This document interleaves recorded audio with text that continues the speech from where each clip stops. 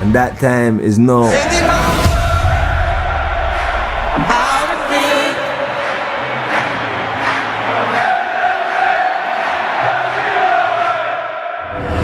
This is my message to you.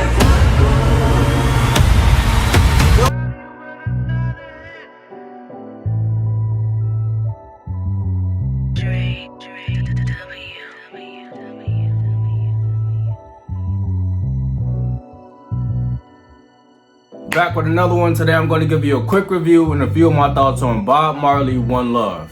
So Bob Marley, One Love is directed by Renardo Marcus Green, who directed the biopic King Richard, starring Will Smith, which depicted the life and success of Venus and Serena Williams and their father. He's also directed a film called Joe Bell, starring Mark Wahlberg, and a film called Monsters and Men, starring John David Washington. So it looks like he's been on the road telling these personable stories, and he followed suit with his latest project, Bob Marley, One Love. So the movie stars Kingsley Ben-Adir, who portrays Bob Marley in the film. He's been in Secret Invasion, the Marvel show that came out last year, which is now streaming on Disney+. He was also in One Night in Miami, portraying Malcolm X. Alongside of him, we have Lashana Lynch, who portrays Rita Marley. Lashana has played in the Marvels that came out last year. She was in The Woman King, and she was also in the 007 movie, No Time to Die. So one thing I liked about the movie is how it opened up with Bob's son, Ziggy Marley, giving his blessings to the film before it even started. He was basically saying how he was on set every single day to ensure that Bob's story was told authentically and as accurate as possible, which is a good thing nowadays because you never know if they're just trying to make a quick money grab by using a loved and well-known popular musician, or if they have the intentions on telling a true story and honoring the man's legacy. So this film isn't necessarily a biopic depicting Bob's life from start to finish. It's more so telling the story about a specific time in his life and the events that took place leading up to his Unity concert in Jamaica. So we get the action right from the start. We see the assassination attempt on Bob and Rita's life. Luckily, they both survive, and Bob decides he wants to travel the world and start creating the music to the album that we know today as Exodus. He finally returns home in time for the big Unity concert, which unites the two political parties that were at odds with each other and also rival gangs that were at war with each other. One thing I feel this movie did really well was nailing that Jamaican accent, the thick Jamaican accent. So Kingsley Ben-Adir and Lashana Lynch are both British actors, so I feel like there's some type of correlation there. Maybe it wasn't as hard for them to pick it up. They really nailed the patois language. It was convincing to me. You know, a lot of times movies with accents can be a hit or miss. Sometimes they can feel forced, or they're trying too hard, they just don't hit the mark at all. But with Bob Marley, One Love, the accents were pretty cool to me. Another thing I felt the movie executed pretty well was how the locks looked authentic in the movie. We've seen movies where the dreadlocks were just not convincing at all, if just being honest. But dreadlocks are a big thing in Jamaican culture and around the world too. So I appreciated how they took the time to make sure that the locks looked authentic as possible. I saw an interview with Kingsley Ben-Adir saying how they took the actual hair from people and used that in the movie. So I thought that was pretty cool. I also thought it was cool seeing how all the music came together in the film. So there are a lot of scenes where we see Bob and his band in the studio creating the music, live instrumentation, we see the drums. You get a good feel for Jamaican culture as we watch these songs being created. And the music was well balanced throughout the movie too, so they didn't try to force it in every second of the movie. It actually helped the movie's pacing. You know, when you hear a song that you like, you can sing along, you can hear the person sitting next to you singing along too, so it was fun, it was fun.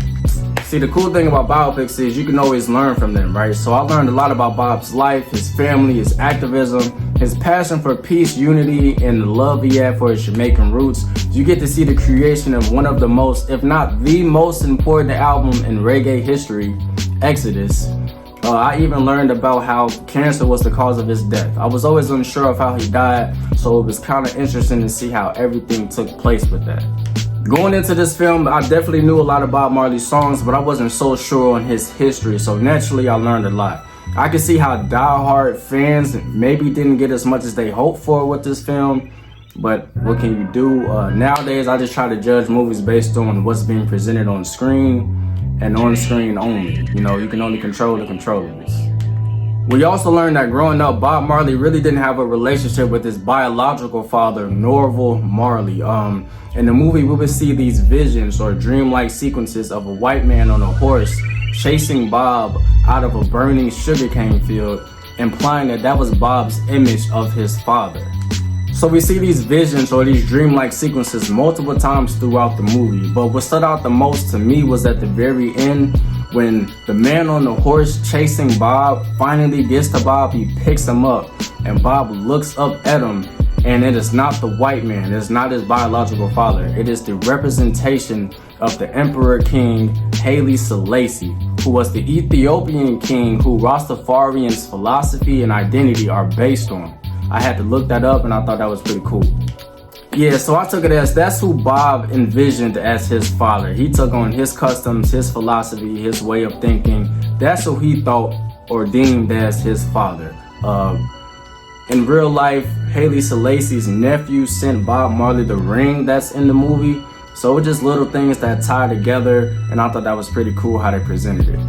I think what could have really elevated this movie is if they did a better job at showing or communicating how epic Bob and his group really were. And also, you can't be afraid to show the ugly and uncomfortable parts of this man's life. I feel like those two things are the main ingredients that make a movie stand out more. So we saw it with Ray, starring Jamie Foxx. We also saw with O'Shea Jackson Jr. portraying his dad Ice Cube in Straight Outta Compton. Those two things make a movie more memorable and impactful to me. So I feel like Bob Marley One Love could have benefited from that. But I'm not mad at this movie though. It's not bad. It's not a bad movie. It's not great, but it's not bad though. If I had to give it a rating, I would probably give it a 6.5 out of 10. So yeah. I also liked how at the end, while the credits are rolling, you can see actual footage of Bob Marley, whether he's in the studio or at the Unity concert, just overall parts of his life. It's always a good thing to see the actual person the movie is about while the credits are rolling, so that's always good. I feel like that was done well. Yep, so those are my thoughts on Bob Marley One Love. Thank you for watching, thank you for supporting. Please don't forget to like and subscribe and leave a comment on what you thought about the film, and I will see you on the next one.